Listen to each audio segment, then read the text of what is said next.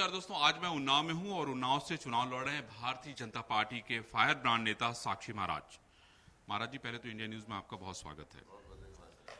महाराज जी, क्या लगता है इस बार चुनाव किस तरफ जा रहा है? इंडिया गठबंधन में देखिए राहुल और प्रियंका जो है बरेली और अमेठी से चुनाव लड़ने जा रहे हैं। उसके अलावा आपके खिलाफ यहाँ अनु टंडन चुनाव लड़ रही हैं। वैसे तो आप जीतते आ रहे हैं और सपा और बसपा के गठबंधन में भी आपने ये सीट बड़े अंतर से जीती है ना। इस बार क्या लगता है कि मोदी की जो लहर है, जो 400 पार करने का इरादा है, वो कायम रहेगा एकदम? जिस इंडिया गठबंधन का आपने नाम लिया जी जी, वो अब इंडी गठबंधन है जी जी, और जनता ये जान गई है इंडी गठबंधन उन लोगों का है जो मोदी से भयभीत हैं, या तो वो लोग बेल पर हैं या वो जेल में हैं या जेल में जाने वाले हैं। इस भय से भयभीत होकर के चोरों का एक समूह कहा जा सकता है जो इंडी गठबंधन है। हमारे यहाँ भी उसमें से एक प्रत्याशी है जिसके बारे में लोकसभा में स्विच बैंक को लेकर कई बार बहस हुई है। हो सकता है इनका नाम भी जेल में जाने वालों में हो। तो यहाँ उन्नाव की अगर बात करें जी, तो उन्नाव जब मुझे नहीं जानता था, मैं उन्नाव को नहीं जानता था, तो 3,16,000 वोट के अंतर से मुझे जिताया था। और 2019 में जब सब एक तरफ से लड़ रहे थे मेरे खिलाफ, तो 4,01,000 वोट के अंतर से जिताया था। इस बार जैसे ही मेरा टिकट फाइनल हुआ तो पूरा उन्नाव चिल्लाने लगा अब की बार 5 लाख पार। मुझे लगता है कि उन्नाव ऐतिहासिक भूमि है। ये कलम की, कमंडल की और खड़ग की धरती है, इतिहास बनाती रही है। और इस बार उन्नाव ऐसा इतिहास बनाने वाला है कि लोग आने वाले कई दशकों तक याद रखेंगे। महाराज जी, एक बात बताइए, भारतीय जनता पार्टी ने 3 तलाक को खत्म कर दिया, हलाला को खत्म कर दिया है ना। उसके अलावा भी आप बहुत सारे कानून लाने वाले हैं। कहा जा रहा है कि भाई आपकी तो ये भी मांग है कि भाई मुसलमान जो है बच्चे ही ना पैदा करें। क्यों, इस बारे में क्या मांग है आपकी? नहीं, मैं ऐसा नहीं कह रहा। अच्छा, क्या कह रहे हैं? बच्चे नहीं पैदा करें ऐसा तो कभी स्वप्न में हमने भी नहीं सोचा। अच्छा, लेकिन भारत विश्व का सबसे बड़ा लोकतांत्रिक राष्ट्र है, तो यहाँ जो कुछ होगा संवैधानिक तरीके से होगा और एक निशान एक विधान, इस परंपरा के हम संभाग हमारी पार्टी प्रारंभ से रही है, उसकी वकालत हमने की है। जहाँ तक आप मुसलमान की बात करते हैं, मुसलमान को 65 साल तक कांग्रेस डराती रही, बहकाती रही, भयभीत करती रही, बीजेपी रोको, आ गई तो तुम्हें खा जाएगी। ये कभी किसी ने नहीं बताया। साक्षी महाराज जैसे लोग तो लहसुन प्याज भी नहीं खाते हैं, मुसलमान को कैसे खाएंगे। लेकिन इन 10 सालों में मोदी जी ने सबका साथ, सबका विकास, सबका विश्वास, सबका प्रयास, इस महामंत्र के साथ जो सेवा की है, अगर शौचालय हिंदू को मिला तो मुसलमान को भी मिला, अगर आवास हिंदू को मिला तो मुसलमान को भी मिला, अगर गैस का सिलेंडर हिंदू को मिला तो मुसलमान को भी मिला, अगर 5 लाख का आयुष्मान कार्ड हिंदू को मिला तो मुसलमान को भी मिला। कुल मिलाकर के केंद्र की लाभ की जितनी योजनाएं हैं वो हिंदू को मिली, उससे ज्यादा मुसलमान को मिल गई। क्योंकि मुसलमान को कांग्रेस ने वंचित रखा था, गुलाम बना के रखा था। परिणाम सुनिए, परिणाम क्या होने वाला है। जिसे आपने फ्राई ब्रांड नेता कहा, कट्टर हिंदू, उस सन्यासी साक्षी महाराज के साथ भी उन्नाव में मुस्लिम समाज का बहुत बड़ा तबका खड़ा हुआ है, वोट देने के लिए तैयार है और तैयार है, इन्हें वोट देगा। तो जब मुझे वोट दे रहा है तो मोदी जी के साथ भी हिंदुस्तान का मुसलमान बड़ी मात्रा में खड़ा है। विपक्ष का यही रोना है, यही डर है। तो आपको क्या अपेक्षा है? आप इनसे क्या अपेक्षा करते हैं? क्योंकि हम तो सहारनपुर भी गए थे, हम तो कैराना भी गए थे, हम तो मुजफ्फरनगर भी गए थे और हमने पिछली बार का भी जो डिटेलिंग है वो निकलवाया था कि भाई आपको क्या वोट मिला है, यानी भाजपा को क्या वोट मिला है। आपने भी बूथ पे निकलवा के देखा होगा कि आपको क्या मिला है। मुझे बताने की तो जरूरत है नहीं। आप तो कह तो रहे हैं कि आपने सबका साथ। 2019 में मुसलमानों को कई बूथ थे जहां मुझे 100% वोट मिला। मैं अजीमर रहमान का नाम लेता हूं जो नवाबगंज ब्लॉक के हैं प्रधान, आप उनसे बात कर सकते हैं। और इस चुनाव में भी मुझे अच्छी मात्रा में मुसलमानों का वोट मिलने वाला है। अब वो मुसलमान नहीं रहा जिसे डराया गया था, धमकाया गया था, बहकाया गया था। अब मुसलमान राष्ट्र की मुख्य अब साक्षी महाराज जी का खौफ है, डर है नहीं? साक्षी महाराज का खौफ नहीं है। सबका साथ, सबका विकास, सबका विश्वास। मुसलमान कहता है कांग्रेस ने हमको दिया क्या, सपा ने हमको दिया क्या, हमको केवल बदनाम किया, और मोदी जी ने हमें क्या नहीं दिया, जो मांगा वही दिया। तो मोदी जी का जो महामंत्र है, मोदी जी का जो मैजिक है, मोदी जी की कार्य करने की जो प्रणाली है, उससे हिंदू तो अभिभूत है ही। हिंदू के दिल में तो मुसलमान हिंदू के दिल में तो मोदी बैठे हैं, मुसलमान के दिल में भी मोदी बैठे। तो ये बताइए कि अयोध्या का इतना बड़ा कार्यक्रम था, भव्य रामलला का मंदिर का, आपने इतने सारे मौलानाओं को बुलाया, कोई तो आया नहीं आपके उस कार्यक्रम में? कोई धर्मगुरु नहीं आया मुसलमानों का? नहीं, उसके संदर्भ में इकबाल अंसारी जैसे लोग वहां पर थे।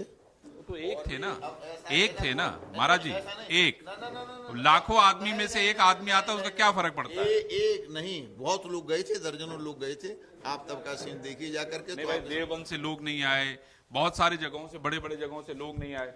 जो आए उनका वेलकम, नहीं आए फिर आएंगे, हम प्रतीक्षा करेंगे, स्वागत करेंगे उनका। अच्छा ये बताइए, ये अतीक अहमद के नाम पे वोट मांगा जा रहा है, मुख्तार अंसारी के नाम पे वोट मांगा जा रहा है, आजम खान के नाम पे वोट मांगा जा रहा है, क्या कहेंगे आप? अच्छी बात है कि लोग पाकिस्तान के नाम पर वोट नहीं मांग रहे। लोग पाकिस्तान के नाम पर ही वोट मांग सकते हैं। जो लोग लाशों पर राजनीति करते रहे, जिन्होंने देश का बंटवारा कराया, वो लोग तो ऐसे ही लोगों के नाम पर वोट मांगेंगे। तो ये देश का दुर्भाग्य है अगर इस प्रकार से लाशों के नाम पर वोट मांगे जाएंगे, आतंकवादियों के नाम पर वोट मांगे जाएंगे, माफियों के नाम पर वोट मांगे जाएंगे, तो इसे देश का दुर्भाग्य कहा जा सकता है, और मांगने वाली पार्टियों का भी दुर्भाग्य कहा जा सकता है। जनता है, सब देख रही है, चुनाव में सटीक जवाब देगी। साक्षी महाराज जी, इस बार मैं नारे भी सुन रहा था, उसमें उन्होंने कहा था कि भाई उन लोगों के खिलाफ जो है उनको नेस्तनाबूद कर दो जिन लोगों ने मुख्तार की मिट्टी के लिए परमिशन मांगी। ऐसा कुछ नहीं है। मैंने आपको प्रारंभ भी कहा कि लोकतांत्रिक एक व्यवस्था है, संवैधानिक व्यवस्था है, कानून व्यवस्था बनाए रखना ये पुलिस की जिम्मेदारी होती है। उसके बारे में साक्षी महाराज को कहीं कोई कमेंट करने की आवश्यकता नहीं। अच्छा महाराज जी बताइए, आपके कितने सारे मुसलमान दोस्त हैं कुछ कि नहीं है? हजारों। मैं मुसलमानों से केवल एक बात कहता हूँ, मेरे करीब आओ तो शायद जान सको मुझे। ये फैसले तो दूरियां बढ़ाते हैं, लोग खींचे चले जाते हैं। मतलब आप मुसलमानों के दोस्त हैं? मैं किसी का दुश्मन नहीं हूँ। हमारे लिए प्रथम राष्ट्र है, जो देश का है वो हमारा है, जो देश का नहीं है उससे हमारा कोई रिश्ता नहीं है। अच्छा ये बताइए महाराज जी, आप सन्यास आपने कैसे धारण कर लिया? आपके मन में कैसे आ गया कि आप सन्यासी बनेंगे? नहीं, आपका प्रश्न ठीक नहीं है। सन्यास तो मैंने 8 वर्ष की उम्र में धारण किया था। मैं राजनीति में कैसे आ गया? वो भी नहीं, वो भी दोनों पूछूंगा मैं नहीं आपको कहां से प्रेरणा मिल गई भाई? 8 वर्ष के उम्र में अगर सन्यासी बनने का प्रेरणा मिली, ये कोई साधारण बात तो है नहीं। ये परम पूर्व जन्मों के संस्कार थे। मेरे बाबा एक बड़े सिद्ध संत थे, मेरे पिताश्री हिंदुस्तान के माने हुए सन्यासी थे। संस्कार थे कि हमारे माँ बाप ने 4 बेटे पैदा किए थे, हम चारों ही सन्यासी बने, और 4 में से 3 अनमैरिड, 1 शादीशुदा, चारों के चारों सन्यासी। तो हम लोग कोई योग भ्रष्ट रहे होंगे पूर्व जन्म के, तपस्या में कहीं कोई कमी रह गई होगी, तो भगवान की कृपा हुई तो ये भगवा वस्त्र पहनने के लिए मिल गए, राष्ट्र की सेवा करने के लिए मिल गया, भजन कीर्तन करने के लिए मिल गया, साधना आराधना करने के लिए मिल गई। लेकिन किस उद्देश्य को लेकर के कपड़े हमने रंगे थे जी। लेकिन फिर वो ये जो जीवन में मोड़ लिया, ये आश्चर्य की बात। ये भी मुझे बताइए कि आखिर राजनीति में आपका कैसे आना हुआ? आप तो जो है लोगों को ज्ञान, लोगों को शिक्षा देने के लिए निकले थे, आपने भगवा वस्त्र धारण कर लिया था। भारतीय संस्कृति में राम, कृष्ण, विश्वनाथ जी, ये 3 देवता ऐसे हैं जिनके बिना भारतीय संस्कृति, भारतीय सनातन धर्म, हिंदू धर्म जीरो है। तो मैं अभी पढ़ ही रहा था, पीएचडी कर रहा था, तो उत्तर प्रदेश के सिंहासन पर एक माननीय मुख्यमंत्री जी बैठे थे जिनका नाम था माननीय मुलायम सिंह यादव। अयोध्या का आंदोलन शुरू हो चुका था जी। उन्होंने कहा अयोध्या में परिंदा पर भी नहीं मार सकता। तो मेरे अंदर सोए हुए स्वाभिमान ने हुंकार भरी और मैंने कहा नहीं, दुनिया की कोई ताकत हमें अयोध्या में कार सेवा करने से रोक नहीं सकती। और हम सीधे अयोध्या गए। बीजेपी का सदस्य नहीं था मैं, चुनाव के बारे में सोचा नहीं था मैंने, और बैरियर तोड़ करके वहां कार सेवा की। जब वहां कार सेवा करके मैंने अपना कर्तव्य शौर्य दिखाया, तो सारे देश के जो साधु सन्यासी वहां पर थे, उनके मन में आया कि व्यक्ति राजनीति के लायक है। तो आपने नाम सुना होगा संतों के शिरोमणि वृक्ष शिरोमणि परमहंस स्वामी वामदेव जी महाराज। जी। उन्होंने रामलला की मूर्ति आके पर्ची डाली कि साक्षी महाराज को राजनीति में जाना है कि नहीं जाना है। मैंने तो जाने को तैयार नहीं था, क्योंकि उससे पहले मैं एक अखाड़े का आचार्य महामंडलेश्वर बन चुका था। और आचार्य महामंडलेश्वर संस्थान में शंकराचार्य के पद के बराबर या उससे ऊपर होता, नीचे नहीं होता। तो मैंने मना कर दिया कि मैं राजनीति से मेरा क्या लेना देना। लेकिन कुछ देश का भाग्य, कुछ मेरा सौभाग्य या दुर्भाग्य, पर्ची निकल आई कि साक्षी महाराज को राजनीति में जाना, कुछ राम की कृपा है ना, कुछ राम जी की कृपा। फिर भी मैंने एक दाव खेला, जी। तो मैं बीजेपी की सदस्यता ग्रहण नहीं करूंगा और मैं टिकट मांगने नहीं जाऊंगा। तो संतों ने कहा दिल्ली तो बने रहोगे अपने आश्रम में, मैं दिल्ली बना रहूंगा। तो दिल्ली मेरे आश्रम में टिकट चल करके आई। मैंने तब तक बीजेपी सदस्यता नहीं ग्रहण की। बीएचपी में काम करता था, तो विश्व हिंदू परिषद के कोटे से मुझे टिकट मिली। और मथुरा, जहां माननीय अटल बिहारी वाजपेयी की कभी जमानत जब्त हुई थी, उन्होंने मना किया मत लड़ो, ये खराब जगह है। लेकिन मथुरा से, तब तो ये प्रश्न था, अयोध्या मथुरा 3 जगह एमपी बने। जी, अयोध्या मथुरा काफी। तो फिर मथुरा से मुझे मैदान में उतारा गया। राजा विश्वेंद्र की जमानत जब्त करके कांग्रेस की, मैं लोकसभा में गया।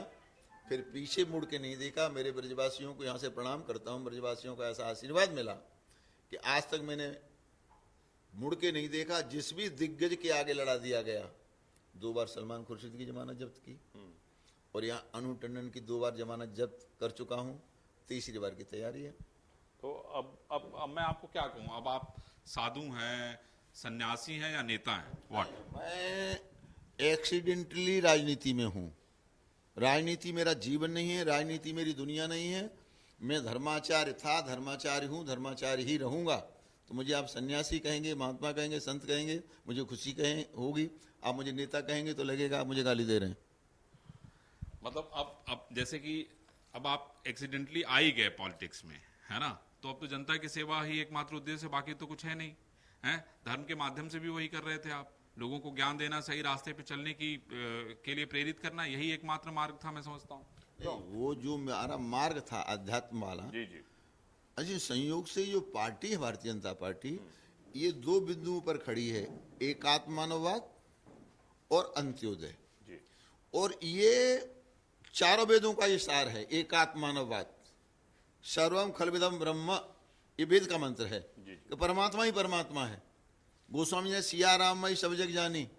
तो वो जो आध्यात्मिकता में मैं बात करता था, मैं राजनीति में वही बात करता हूँ। मैं राजनीति की बात नहीं करता। राजनीति में 5% राजनीति की बात करता हूँ। और मैं तो यहीं भागवत सुनाता हूँ, रामायण सुनाता हूँ, गीता सुनाता हूँ, आदमी का जीवन कैसे सुधरे वो बात बताता हूँ। लोगों को अच्छा लगता है, लोग वोट देते हैं। मुझे लगता है कि आपको धर्म के सहारे ही वोट मिल रहा है, इसका मतलब। धर्म के सहारे नहीं, मेरा तो धर्म मेरा जीवन है, उसको तो मैं छोड़ नहीं सकता। लेकिन जो सही बात है वो कहना, आध्यात्मिक तरीके से कहना, ये मेरा धर्म है। वो सामने कहने का प्रयास करता हूँ, लोग सुनते हैं। और अच्छी बात ये है, मैं जब यहाँ बैठता हूँ तो मुझे मेरे संसदीय क्षेत्र के 95% लोग गुरुजी या महाराज जी कह के पुकारते हैं। मुझे लगता ही नहीं कि मैं राजनीति, मुझे लगता है मैं गद्दी पर बैठा हूँ, अपने आश्रम के गद्दी पर बैठा। भविष्य में अगर मंत्री बनने का मौका मिलेगा तो फिर उसके लिए क्या सोचते हैं, क्या करने का मन में इरादा रखते हैं? क्या यहाँ सारे देश में 100 आश्रम है।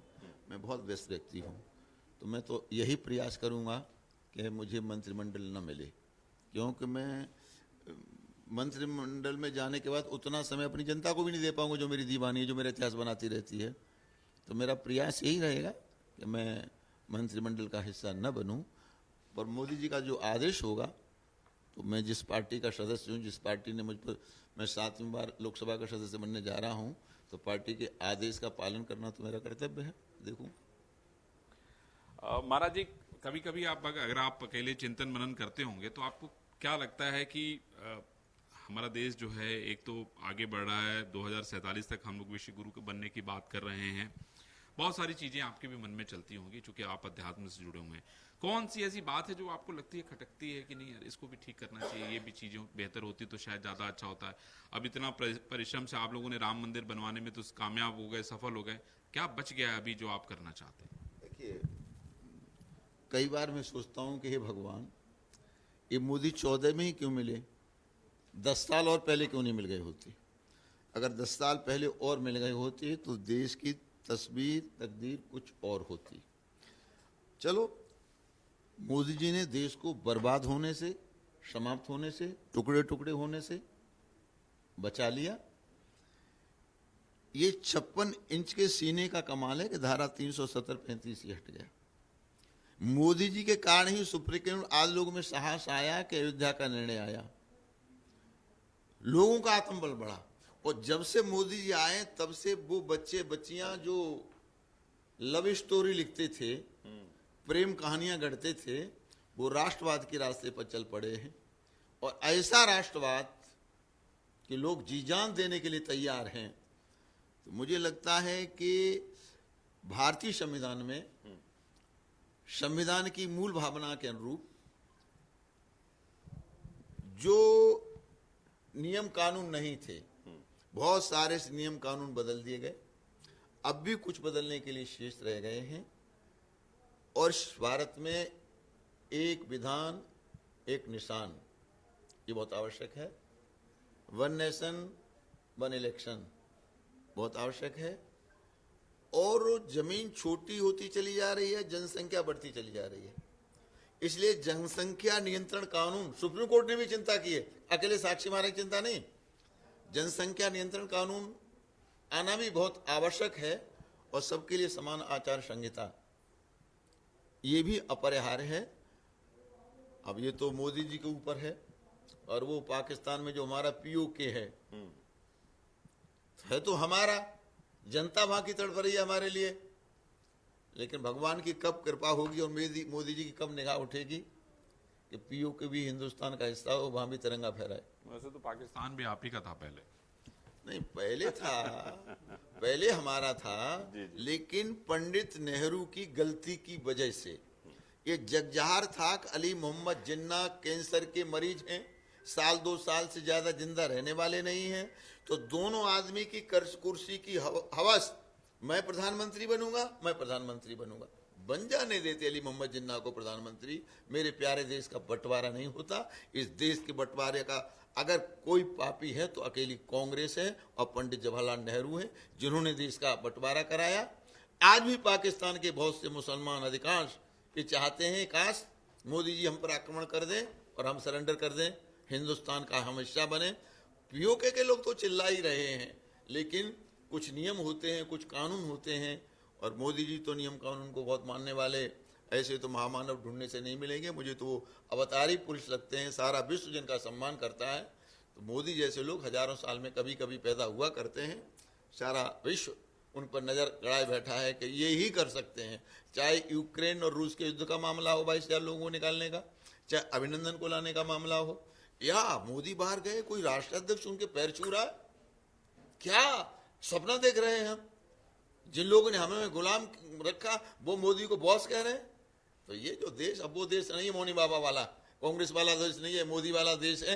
अब आगे आगे देखते चलिए क्या हो। मुझे लगता है 10 साल में मोदी ने ट्रेलर दिखाया है, पिक्चर आनी बाकी है। लग रहा है पिक्चर सब कुछ साफ कर देगी महाराज जी, है ना? बिल्कुल, पिक्चर बिल्कुल साफ करेगी और देश को गदगद करेगी, देश की जनता को और अभिभूत करेगी। लेकिन एक तरफ आपका विपक्ष कहता है कि इस बार जो है संविधान अगर बचाना है तो विपक्ष को वोट दीजिए। आप सुन रहे होंगे सारी लोगों की बातें, राहुल हैं, अखिलेश हैं। विपक्ष है कहाँ? सब मिलकर के भी पार्लियामेंट में विपक्ष का नेता नहीं बना पाए। विपक्ष खत्म। ये दुर्भाग्य है राजनीति का। विपक्ष शून्य पार्लियामेंट चला था पूरे 5 साल, तो विपक्ष कहीं है ही नहीं। उत्तर प्रदेश में 80 की 80 सीटें भारतीय जनता पार्टी जीत के आ रही है। उन्नाव छोड़ दीजिए, आपसे बाद में मिलेंगे, इतिहास बनाएगा। हम हिंदुस्तान के टॉप 10 में जाने वाले हैं। उत्तर प्रदेश हमने खेल लिया। 2019 में उत्तर प्रदेश में 4 MP सबसे ज्यादा वोटों से जीते थे। एक मोदी जी, एक जनरल VK सिंह, राजकुमार चाहर हमारा शिष्य और साक्षी महाराज। तो यूपी तो हमने खेल लिया, अब हम टॉप 10 इंडिया के लिए खेल रहे हैं, और मुझे लगता है यहाँ की जनता ऐसा ही करके देगी। क्या बात है। आप लोगों ने देखिए साक्षी महाराज की बात सुनी। साक्षी महाराज पूरी तरीके से कॉन्फिडेंट हैं। इनको लगता है कि ये जो है अभी भी मन से साधु हैं, क्योंकि जनता के बीच में भी जाते हैं तो रामायण गीता और उससे जुड़ी हुई बातें करना इनको पसंद है। लेकिन सबसे महत्वपूर्ण बात यह है कि चूंकि राजनीति करनी है, इसलिए राजनीति के नियम कानून का पालन भी करना है। उसका पालन भी साक्षी महाराज यहाँ पर करते हुए दिखाई पड़ रहे हैं, और इनको उम्मीद है कि इस बार पूरे भारत में सबसे ज्यादा वोटों से जीतने वाले व्यक्तियों में से साक्षी महाराज भी एक होंगे। तो हम लोग फिर किसी से बात करेंगे, लेकिन आज के लिए बस इतना ही। सर, एक रैपिड फायर खेलते हैं, 5-7 सवाल पूछूंगा मैं फटाफट 1 मिनट में। एक रैपिड फायर साक्षी महाराज जी के साथ खेलते हैं। महाराज जी, ये बताइए कि आपको क्या खाना, क्या बनाना पसंद लगता है? क्या अच्छा लगता है कि आप क्या बनाएं? अगर मौका मिले कभी खाना बनाने का तो क्या बनाते हैं? क्या खाना आपको पसंद है? मैं सारा जीवन दाल रोटी लौकी की सब्जी पर काट सकता हूँ, और मुझे यही पसंद है खाने में। और मेरे भोजन में नित्य मूंग की दाल और लौकी की सब्जी और मिक्स आटे की रोटी, यही खाता हूँ। महाराज जी, बताइए कि जैसे अगर आपको कभी समय मिले, कहीं पूरी दुनिया में किसी से मिलने का मौका मिले, तो किससे मिलना चाहेंगे आप? जब मुझे समय मिलता है तो मैं तीर्थाटन करता हूँ और संतों से मिलता हूँ। इसके अलावा मेरी किसी से मिलने की कभी इच्छा नहीं होती है। कोई कितना ही बड़ा आदमी हो, मैं मिलने का प्रयास नहीं करता हूँ।